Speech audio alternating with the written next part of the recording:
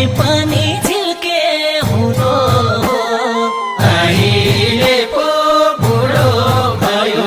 र अहिले पो बुढो भयो र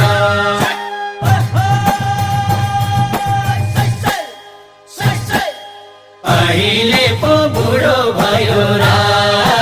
अहिले पो बुढो भयो र 16 वर्षे उमेरैमा मै पनि झिल्के हुँदो अहिले पो बुढो भयो र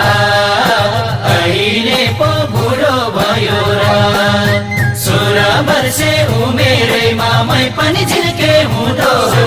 अहिले पो बुढो भयो र अहिले पो बुढो भयो र अहिले पो बुढो भयो र